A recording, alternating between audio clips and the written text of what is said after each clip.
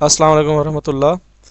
आज हमारा group three का सेकंड लेक्चर है और आज हम पढ़ेंगे कि ग्रुप क्या होता है।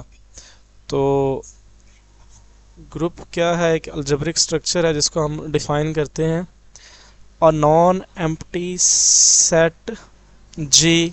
जो हमारा सेट होगा वो नॉन एम्प्टी होना चाहिए, यानी उसमें कोई ना कोई एलिमेंट मौजूद होना चाहिए। पहली बात जिसको हम ग्रुप कहने चाह रहे हैं वो हमारा सेट जो है नॉन एम्प्टी हो along with the binary operation. अपने बाइनरी ऑपरेशन के साथ यानी एक अलजेब्रिक स्ट्रक्चर बना के वो ग्रुप कहलाएगा। अगर इस कार्ड ग्रुप ग्रुप कहलाएगा इफ़ स्टैरिक इज एसोसिएटिव, मतलब वो जो बाइनरी ऑपरेशन स्टैरिक है वो एसोसिएटिव हो। पहली बात यह है कि बाइनरी ऑपरेशन की डेफिनेशन क्या थी कि किसी भी सेट एस पे बाइनरी ऑपरेशन में स्टैरिक को बाइनरी ऑपरेशन कहूँगा। अगर कोई दो एलिमेंट लूँ मैं सेट के, उनको मैं ऑपरेट करूँ तो आंसर जो भी आए वो बिलोंग करना चाहिए सेट में। इस डायरेक्ट बी का अगर आंसर सी है तो वो सेट एस में बिलोंग करना चाहिए। ये बाइनरी ऑपरेशन की डेफिनेशन थी और वो यूनिक भी होना चाहिए। तो मैं ये प्रॉपर्टी क्लियर प्रॉपर्टी जो ग्रुप की होती है वो इग्नोर इसलिए कर रहा हूँ, यहाँ पे लिख नहीं रहा, ओमिट कर रहा हूँ। उसकी वजह ये है कि जब हम बाइनरी ऑपरेशन डेफिनेशन में कह देंगे तो हमें क्लियर प्रॉपर्टी मेंशन करने की ज़रूरत नहीं है। तो अ नॉन एम्प्टी सेट जी, एक खाली सेट जी को हम अपने बाइनरी ऑपरेशन स्टैरिक के साथ ग्रुप कहेंगे अगर वो जो आपका सेट है वो एसोसिएटिव प्रॉपर्टी फॉलो करता हो। यानी उस पर अगर मैं वही स्टैरिक लगाऊं, अपना बाइनरी ऑपरेशन लगाऊं उसके किसी तीन एलिमेंट्स पे, तो अगर मैं ब्रैकेटें चेंज कर दूं, पहले दो पे ब्रैकेट लगा के पहले इनको सॉल्व कर लूं, फिर जो आंसर आए उसको सी के साथ सॉल्व करूं, या पहले मैं बी और सी को सॉल्व कर लूँ ऑपरेशन लगा के फिर ए के साथ सॉल्व करूँ, तो दोनों का आंसर क्या आना चाहिए? इक्वल आना चाहिए, यानी एसोसिएटिव प्रॉपर्टी फॉलो करनी चाहिए। ये सबसे पहली कंडीशन है ग्रुप की। ठीक है, अगेन रिपीट करता हूँ, एक non empty set G along with the binary operation asterisk is called a group. Group कहलाएगा अगर वो जो बाइनरी ऑपरेशन है उस सेट पे क्या हो? एसोसिएटिव हो। एसोसिएटिव का मतलब क्या होता है कि अगर मैं कोई से भी तीन एलिमेंट्स लूँ तो उनकी ब्रैकेटें चेंज करके अगर मैं उस पे बाइनरी ऑपरेशन लगाऊं तो उनकी सेहत पे फ़र्क ना पड़े, उनके आंसर सेम आए। ये होगी बात हमारी एसोसिएटिव की। एसोसिएटिव प्रॉपर्टी ऐसे कि अगर मैं आपको दिखाना चाहूँ कि जैसे मैं दो रियल नंबर लेता हूँ, 2+3 लेता हूँ, +5 लेता हूँ। ठीक है, इसका आंसर क्या आएगा? 2+3 का आंसर क्या आएगा? 5, +5 करूँ तो आंसर क्या आ जाएगा? 10। ओके, अब सेकंड ऑप्शन मेरे पास ये है कि मैं ब्रैकेट चेंज कर लेता हूँ। पहले मेरी 2 और 3 पे ब्रैकेट थी, अब मैं 3 और 5 पे कर लेता हूँ, तो दूसरी ब्रैकेट मेरी आ गई 3 और 5 पे। तो अब पहले ये ब्रैकेट सॉल्व होगी, 2+3+5 होता है 8, तो इसका भी आंसर आ जाएगा 10। तो ये प्रॉपर्टी जो है देखें, दोनों के आंसर सेम आ रहे हैं। इस प्रॉपर्टी को हम कहते हैं एसोसिएटिव, कि ऑपरेशन पे अगर तीन एलिमेंट्स पे ऑपरेशन अप्लाई हो रहा है तो ब्रैकेटें चेंज करने से कोई फ़र्क नहीं पड़ता। इस प्रॉपर्टी को हम कहते हैं एसोसिएटिव प्रॉपर्टी। इसके बाद दूसरी प्रॉपर्टी क्या होनी चाहिए? आइडेंटिटी एलिमेंट होना चाहिए। आइडेंटिटी एलिमेंट अभी हम जब ग्रुप्स की एग्जांपल देखेंगे तो उसमें हम स्टडी करेंगे, आइडेंटिटी एलिमेंट्स देखेंगे कौन कौन से हैं। आइडेंटिटी एलिमेंट वो एलिमेंट होता है ग्रुप का, जी का, जिसे हम नॉन एम्प्टी सेट को जिसे हम ग्रुप कहने जा रहे हैं, वो एलिमेंट जिसको कोई भी element for all A belonging to G, G का कोई भी दूसरा एलिमेंट लें उसको हम उस एलिमेंट के साथ ऑपरेट करें जिसको हम आइडेंटिटी कहने जा रहे हैं, तो आंसर वही वही एलिमेंट दोबारा आंसर में आ जाए। ठीक है, लेफ्ट से करें या राइट से करें। देखें, इधर ई को हम राइट से ऑपरेट करवा रहे हैं एलिमेंट के साथ और इधर ई को हम लेफ्ट से ऑपरेट करवा रहे हैं एलिमेंट के साथ, तो एलिमेंट सेम दोबारा आ रहा है। तो ऐसे एलिमेंट को जो तमाम एलिमेंट्स के जी के तमाम एलिमेंट्स के साथ ऑपरेट हो के वही एलिमेंट आपको मिले दोबारा, तो उस एलिमेंट को हम क्या कहते हैं? Identity element. तो आइडेंटिटी एलिमेंट होना चाहिए जी में। दो बातें होगी। ओके, अब इसके बाद हम देखते हैं कि इन दो कंडीशंस के बाद तीसरी कंडीशन क्या होनी चाहिए। तीसरी कंडीशन है कि हर एलिमेंट का इन्वर्स मौजूद होना चाहिए जी में। इन्वर्स का मतलब ये होता है कि ए का इन्वर्स वो एलिमेंट होगा जिसे हम ए स्टैरिक कह रहे हैं। अगर मैं ए और ए स्टैरिक को आपस में ऑपरेट कराऊँ तो मुझे आइडेंटिटी मिले। ठीक है, आइडेंटिटी एलिमेंट मिले, चाहे मैं लेफ्ट से ऑपरेट कराऊँ या राइट से ऑपरेट कराऊँ, मुझे क्या मिले? आइडेंटिटी एलिमेंट मिले। तो ऐसे एलिमेंट को ए का क्या कहते हैं? हम इन्वर्स कहते हैं। हर एलिमेंट का इन्वर्स एग्जिस्ट करना चाहिए। तो ऐसे समझ लेंगे चार प्रॉपर्टीज़ हो गई ग्रुप की। सबसे पहले तो क्लियर प्रॉपर्टी है, वो मैंने ओमिट इस वजह से की थी डेफिनेशन में, क्योंकि जब हमने कह दिया है कि हमारा जो बाइनरी ऑपरेशन डिफाइंड है उस सेट पे, तो वो हमें लिखने की ज़रूरत नहीं होती। तो पहला हमारे पास ये अलजेब्रिक स्ट्रक्चर आया, इसको हम चेक कर लेते हैं कि ये ग्रुप है या नहीं। बल्कि ये एग्जांपल्स हैं, ग्रुप ही हैं, तो इनको डिस्कस कर लेते हैं कि किस तरह से ग्रुप है। सबसे पहली प्रॉपर्टी हमने चेक करनी थी कि क्या ऑपरेशन, गिवन ऑपरेशन क्लोज्ड भी है आर पे। क्लोज्ड होने का मतलब ये है कि मैं अगर दो एलिमेंट्स लूँ आर के, इसी सेट आर के दो रियल नंबर लूँ, उनको ऐड करूँ, तो आंसर मेरा रियल नंबर आना चाहिए। तो पहली प्रॉपर्टी मैं चेक करने जा रहा हूँ कि क्लोज्ड है कि नहीं है। क्लोज्ड है। क्लोज्ड कैसे है कि मैं देखें दो एलिमेंट्स लेता हूँ, जैसे मैंने एक लिया 3 लिया, एक और रियल नंबर लिया पाई लिया, तो इनका जो भी रिजल्ट आए कैलकुलेशन से अप्रॉक्सीमेट रिजल्ट जो भी आएगा एक रियल नंबर ही आएगा, कभी भी रियल नंबर से बाहर हम नहीं जा सकते। चलें 2 + -2 करते हैं, आंसर क्या आएगा? 0 आएगा। 0 भी एक रियल नंबर है। तो कोई से भी दो रियल नंबर आप ले लें, उनको आप जब प्लस करेंगे, गिवन ऑपरेशन क्या है इधर? प्लस का ऑपरेशन है, एडिशन का ऑपरेशन है, जब ऐड करेंगे तो आपको रियल नंबर मिलेगा। इसका मतलब ये क्लोज्ड है। ओके, पहली चीज़ चेक हो गई। अब हम इसकी दूसरी चीज़ चेक करते हैं कि क्या इस पे दूसरी चीज़ फॉलो होती है कि नहीं। ओके, दूसरी चीज़ क्या फॉलो होनी चाहिए थी कि सेट पे ये जो ऑपरेशन है एडिशन का, ये एसोसिएटिव होना चाहिए। दूसरी प्रॉपर्टी क्या है? Associative property. ठीक है, एसोसिएटिव प्रॉपर्टी। एसोसिएटिव का मतलब ये है कि मैं अगर 3 एलिमेंट्स ले लेता हूँ, जैसे मैंने 3 लिया, 2 लिया और 1 लिया, तो इनके आंसर्स ब्रैकेट चेंज करने से पहले मैंने ब्रैकेट लगाई 2 और 1 पे, फिर मैंने ब्रैकेट लगाई पहले दो एलिमेंट्स पे 3 और 2 पे, तो आंसर सेम आना चाहिए, फ़र्क नहीं पड़ना चाहिए। देखें 3 + 2 + 1 कितना होता है? 3, और ये 3 + 2 5 हो गया, और +1, दोनों का आंसर क्या आ जाएगा? 6। इसका मतलब एसोसिएटिव प्रॉपर्टी फॉलो होती है, तो ये भी चीज़ फॉलो होगी। अच्छा, लिखेंगे कैसे क्लोज के लिए? हम लिखेंगे कि ऊपर हम लिख लेते हैं for all A B C belonging to R, कोई भी आर के एलिमेंट्स लूँ, अगर मैं उनको ऐड करूँ, ए + बी करूँ, तो जो भी रिजल्ट आएगा आर में ही आएगा। ये क्लियर प्रॉपर्टी हो गई। इधर हम लिखेंगे कि अगर हम ए + बी करें +c करें, तो ये रिजल्ट इक्वल होगा किसके? ए + बी + सी के। ब्रैकेट चेंज करने से फ़र्क नहीं पड़ेगा। तो ये हमारी दो प्रॉपर्टीज़ हो गई। तो अब तीसरी प्रॉपर्टी क्या होती है कि आइडेंटिटी एलिमेंट होना चाहिए एडिशन के लिहाज से। एडिशन की आइडेंटिटी होती है 0, तो 0 बिलोंग करता है रियल में से। अब देखें 0 को आप जिस मर्जी एलिमेंट में ऐड करें, 0 को आप ए में, ए कोई भी एलिमेंट लें आप रियल का, ऐड करें, 0 में ऐड करेंगे आंसर वही नंबर आएगा। लेफ्ट से करें, राइट से करें, आंसर वही नंबर आएगा। तो इसका मतलब 0 आइडेंटिटी एलिमेंट मौजूद है। देखें जैसे मैं 3 लेता हूँ, 3 को मैं 0 में ऐड करता हूँ, आंसर क्या आएगा? 3। लेफ्ट से करूँ या राइट से करूँ, आंसर क्या आ जाएगा? 3 ही आएगा। इसका मतलब 0 क्या है? इसका आइडेंटिटी एलिमेंट है। इसके बाद हर एलिमेंट का इन्वर्स होना चाहिए एडिटिव का। जैसे मेरे पास, मैं इधर लिख लेता हूँ for all A belonging to R, R जो ए को बिलोंग करते हैं उनके लिए एग्जिस्ट करना चाहिए A asterisk belongs to R such that A को अगर मैं ए स्टेरिक में ऐड करूं, तो आंसर क्या मिलना चाहिए मुझे? एडिटिव आइडेंटिटी या 0। लेफ्ट से करूं या राइट से, हर नंबर का एडिटिव इनवर्स एग्जिस्ट करेगा। जैसे फॉर एग्जांपल आप कहते हैं कि जी मुझे बताया जाए कि 3 का मैं इसको इधर कर लेता हूँ। ओके, आप कहते हैं जी मेरे पास नंबर है 3, इसका एडिटिव इनवर्स बताया, मैं कहूँगा जी -3 है। क्यों? क्योंकि 3 को जब मैं -3 में ऐड करता हूँ तो रिजल्ट क्या मिलता है मेरे पास? 0 मिलता है। 3 + माइनस हो जाएगा, 3 - 3 0, आइडेंटिटी मिल जाएगी। आप कहें जी 7 है मेरे पास, मैं कहूँगा इसको -7 में ऐड करके देखें ये इन्वर्स एग्जिस्ट कर रहे हैं। 3 का इन्वर्स क्या है? -3। इस तरह 7 का इन्वर्स क्या है? -7।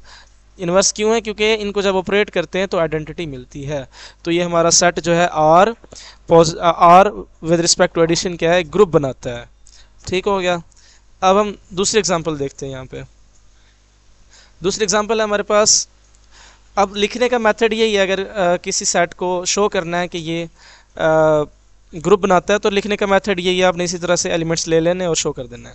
अब मैं ये शो नहीं कराऊंगा, बल्कि आपको हिंट्स देता जाऊंगा और देखते जाएंगे कि ये सेट्स जो हैं गिवन, ये ग्रुप्स हैं। अब ये है इंटीजर्स का सेट अंडर एडिशन, ये ग्रुप है कि नहीं? सबसे पहली प्रॉपर्टी क्या थी? पहली प्रॉपर्टी थी कुलियर प्रॉपर्टी। क्योंकि हमने ये भी देखना है कि ना कि ये जो ऑपरेशन है ये बाइनरी भी है या नहीं। क्लियर प्रॉपर्टी, चलें जी, दो इंटीजर्स लें, ऐड करें, रिजल्ट क्या आएगा। तो हम रिहर्सल कर लेते हैं। यहाँ पे देखें, 2 को मैं 2 में ऐड करता हूँ, दोनों इंटीजर्स, रिजल्ट 4, अगेन इंटीजर। 2 को -2 में ऐड करते हैं, रिजल्ट क्या आएगा 0, अगेन इंटीजर। 3 को आप ऐड करें -7 में, क्योंकि दोनों इंटीजर ही है ना, तो रिजल्ट आएगा -4, अगेन इंटीजर। तो इंटीजर्स कोई भी ले लें आप, उनको जब ऐड करेंगे रिजल्ट क्या आएगा, एक इंटीजर ही आएगा, इंटीजर ही आएगा। इसका मतलब कि इंटीजर्स जो हैं वो अंडर एडिशन क्लोज्ड हैं। प्रॉपर्टी नंबर 2, क्या आइडेंटिटी एग्जिस्ट करती है? जी आइडेंटिटी एग्जिस्ट करती है। 0 कैसे? 0 को मैं किसी भी नंबर में ऐड करूं, किसी भी इंटीजर में, तो मुझे रिजल्ट में वही नंबर मिलता है, चाहे मैं लेफ्ट से करूं या राइट से करूं। ठीक है, तो 0 भी एग्जिस्ट करता है, 0 इंटीजर होता है ना, तो आइडेंटिटी भी हमें मिल गई।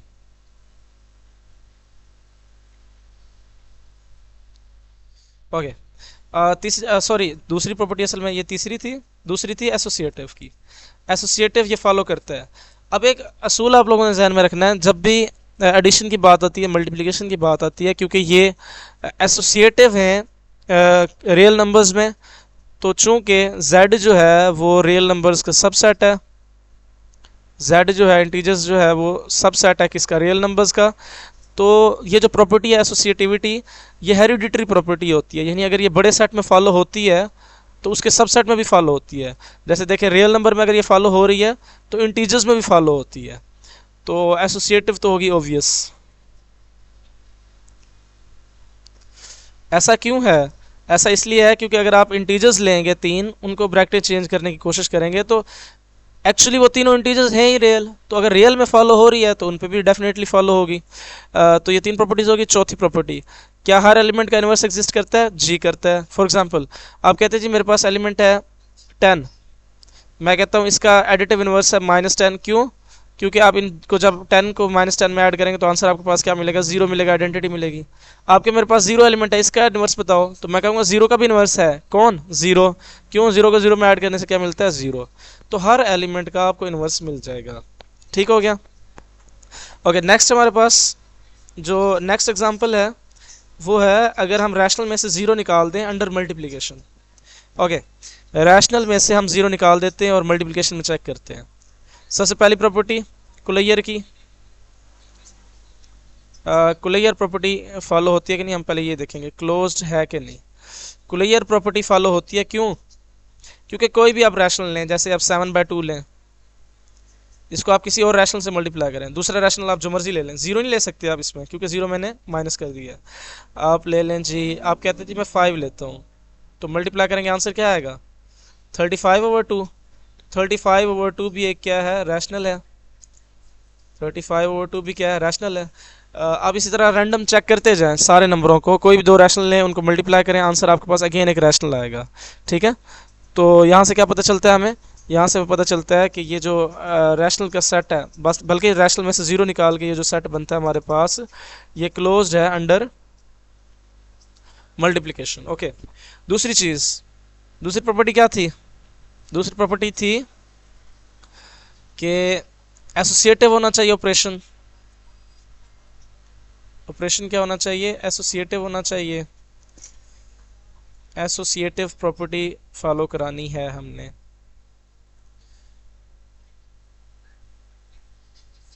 ओके, एसोसिएटिव का मतलब ये है कि आप जैसे मैं एक नंबर लेता हूँ 7/3, ये भी रैशनल है, मल्टीप्लाई कराता हूँ 1 से, और मैं बाद में मल्टीप्लाई करा देता हूँ 5 से, और मैं इधर लेता हूँ 7/3, अब मैं ब्रैकेट चेंज कर देता हूँ, 1 और 5 पे लगा देता हूँ, तो दोनों का आंसर आप चेक कर सकते हैं, दोनों का आंसर इक्वल ही आएगा। तो एसोसिएटिव प्रॉपर्टी फॉलो होती है, बल्कि आप ये भी कह सकते हैं क्योंकि ये सबसेट है रियल का, रियल में एसोसिएटिव फॉलो होती है, तो इसमें भी फॉलो होगी। तीसरी चीज़, क्या इसमें आइडेंटिटी है? कौन सी आइडेंटिटी? मल्टीप्लीकेशन की आइडेंटिटी। एडिटिव आइडेंटिटी आपने चेक नहीं करनी, गिवन ऑपरेशन की आइडेंटिटी चेक करनी है। क्या ऐसा कोई एलिमेंट है जिसको मैं मल्टीप्लाई करूं तो रैशनल जो इसके एलिमेंट्स हैं उनकी सेहत पे फर्क ना पड़े? इसके एलिमेंट्स कुछ भी हो सकते हैं, इसका एलिमेंट ये भी हो सकता है 7/3। तो 7/3 को मैं किस नंबर से मल्टीप्लाई करूं कि इसकी सेहत पे फ़र्क ना पड़े, यानी 7/3 ही रहे, वो नंबर कौन सा है? एग्जैक्टली वो नंबर 1 ही है।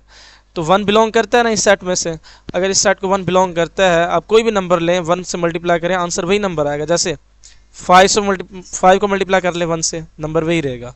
जिस मर्जी नंबर से आप मल्टीप्लाई करें, आंसर वही रहेगा, वही नंबर रहेगा जिससे आप मल्टीप्लाई कर रहे हैं। तो 1 इसकी आइडेंटिटी है, और हर एलिमेंट का इन्वर्स भी एग्जिस्ट करता है।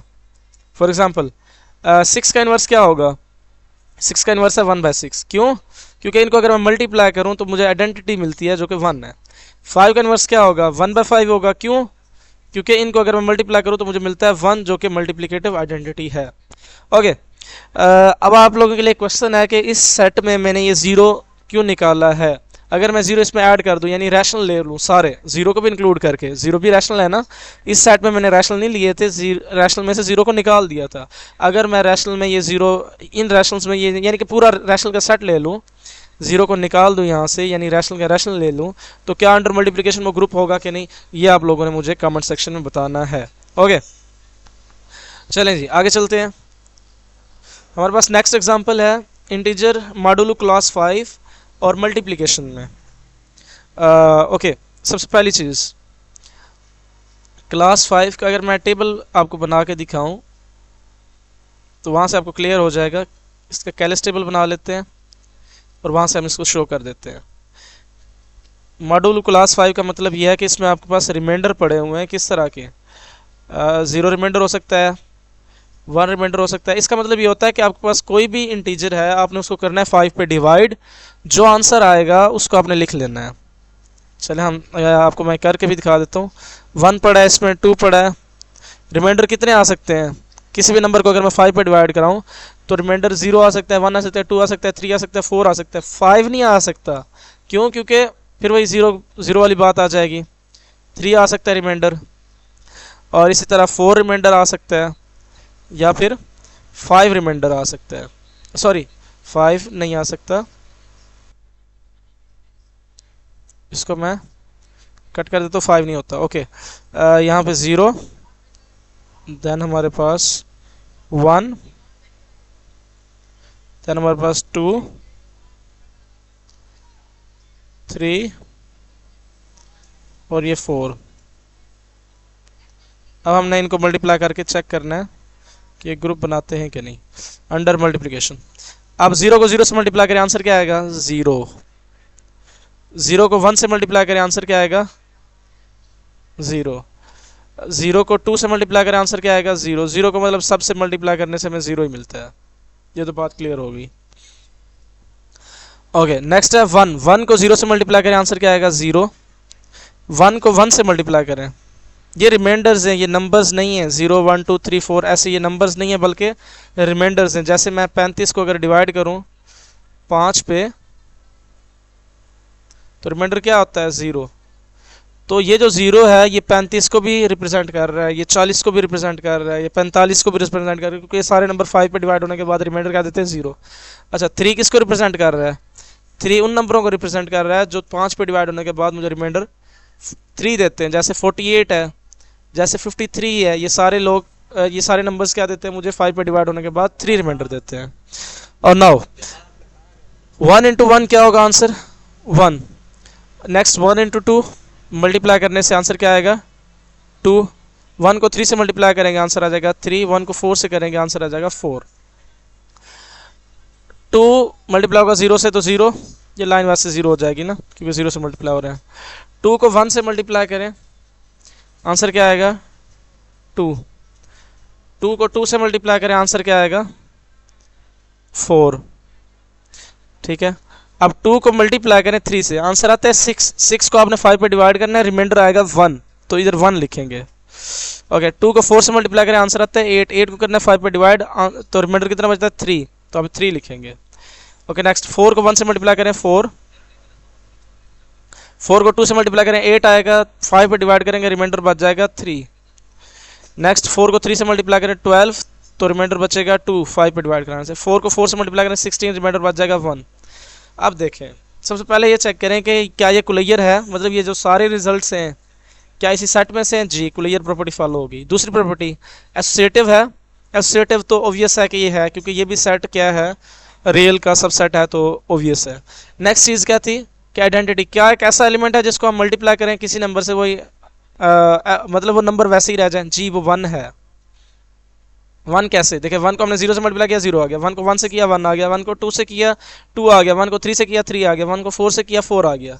मतलब वो नंबर सेम रहेगा जिससे हम मल्टीप्लाई करते रहे, तो 1 हमारी क्या है, आइडेंटिटी है। और हर एलिमेंट का इन्वर्स भी है। ओके, 3 का इन्वर्स क्या होगा, आपने देखना है कि 3 के कॉलम में 1 कहाँ पे है, तो 3 का इन्वर्स कौन है, 2 है, क्योंकि 2 3 जार कितने होते हैं 6, और 6 को अगर मैं 5 पे डिवाइड करूँ रिमाइंडर बचता है 1, यानी हमारे पास क्या बचती है, आइडेंटिटी। तो ये भी सेट हमारे पास क्या हो गया, एक ग्रुप हो गया। ओके, नेक्स्ट हमारे पास नेक्स्ट जो एग्जांपल है वो +-1 +- आयोटा, सिमिलर एग्जांपल है, आपने कैलस टेबल से इसको देख लेना है, ये भी ग्रुप बनाते हैं। ओके, अब थिंक टाइम है, आपने बताना है कि इनमें से कौन सा सेट जो है, कौन सा algebraic operation algebraic structure group है या नहीं है। सबसे पहला चले इंटीजर्स अंडर एडिशन, क्या ये ग्रुप है या नहीं है, हमने डिसाइड करना है कि ये ग्रुप है या नहीं है। चलें जी, बताएं ये ग्रुप है। ओके, थिंक टाइम आपके लिए, सोचें ज़रा। ओके ओके ओके जी, अगर आपने ये सोचा है कि ये ग्रुप है, लेट्स सी कि ये ग्रुप है या नहीं है। अंडर मल्टीप्लिकेशन, तो सबसे पहले देखें क्या मल्टीप्लिकेशन में इंटीजर्स क्लोज होते हैं जी। आप इंटीजर्स को मल्टीप्लाई कराते रहें, आंसर इंटीजर्स ही मिलते रहेंगे। क्या इंटीजर्स एसोसिएटिव भी होते हैं। तीसरी चीज़ आइडेंटिटी, क्या मल्टीप्लिकेटिव आइडेंटिटी होती है, जी 1 है। क्या हर एलिमेंट का इन्वर्स भी होता है, जैसे 3 का इन्वर्स क्या होगा, 1/3, जी इन्वर्स भी है। 5 का इन्वर्स 1/5। क्या 0 इंटीजर है, जी 0 इंटीजर है। 0 का कोई इन्वर्स है, 0 के इन्वर्स से मतलब ये है कि मैं 0 को कौन से नंबर से मल्टीप्लाई करूं, मुझे आंसर आइडेंटिटी मिले। आइडेंटिटी क्या थी, 1। 0 किस नंबर से मल्टीप्लाई करें 1 बनता है, ऐसा कोई नंबर नहीं है। क्योंकि देखिए अगर मैं 7 का इन्वर्स निकालता हूँ, मैं कहता हूँ 1/7 इसका इन्वर्स आएगा, क्योंकि मल्टीप्लाई करने से 1 मिलता है। तो 0 के इन्वर्स निकालने के लिए मुझे 1/0 करना पड़ेगा। 1/0 मैथ्स में अलाउ नहीं है, तो अगर ये अलाउ नहीं है तो इसका मतलब 0 के इन्वर्स एग्जिस्ट नहीं करता। तो इसका मतलब ये हुआ कि ये सेट जो है ग्रुप नहीं बनाता। अब आपने देखना है इर्रेशनल्स अंडर मल्टीप्लिकेशन, क्या ये क्लोज्ड है, ये क्लोज्ड ही नहीं है। क्यों, क्योंकि मैं देखें ये एक इरेशनल लेता हूँ √2 और एक और इरेशनल लेता हूँ √3, इनको मल्टीप्लाई कराएं, √2 मल्टीप्लाई बाय √3, आंसर क्या आएगा, बल्कि आप √8 ले लें, √2 मल्टीप्लाई बाय √8, आंसर क्या आएगा, दोनों इरेशनल थे, दोनों को मल्टीप्लाई किया, आंसर आएगा √16, और √16 क्या होता है 4, और 4 क्या होता है, रैशनल होता है, इरेशनल नहीं होता। तो इसका मतलब ये क्लोज्ड ही नहीं है, तो ये भी ग्रुप, पहली बात कोई फॉलो नहीं करता, तो ये ग्रुप नहीं है। तीसरा आगे तीसरा, चौथा और पांचवा आप लोगों ने बताना है कि ये कमेंट सेक्शन में बताना कि ये ग्रुप्स हैं या नहीं है। अगर नहीं है तो रीज़न बतानी है। चले मैं आपको एक बता देता हूँ, 2 का बता देता हूँ, तीसरा आप लोगों ने बताना है। रैशनल्स अंडर एडिशन, ये ग्रुप है, हाँ जी ये ग्रुप है। आप देखिएगा सारी प्रॉपर्टीज इस पर फॉलो होती हैं। इरेशनल्स अंडर एडिशन ये ग्रुप नहीं है, उसकी वजह ये है कि ये क्लोज्ड नहीं है। अगर मैं √2 लूँ और -√2 लूँ, इनको ऐड करूँ तो आंसर आता है 0। ऐड करने से आंसर क्या मिलता है मुझे, 0। तो 0 क्या है, 0 तो रैशनल है, तो ये इरेशनल को बिलोंग ही नहीं करता, तो ये ग्रुप नहीं है। और लास्ट वाला ग्रुप है, उसको आपने चेक कर लेना है, ये क्या है, क्यूब रूट्स ऑफ यूनिटी हैं। आपने इस प्रॉपर्टी को लेके कि ओमेगा क्यूब 1 के इक्वल होता है, इस प्रॉपर्टी को लेके इसको कैलस टेबल से शो कर देना है कि ये ग्रुप है।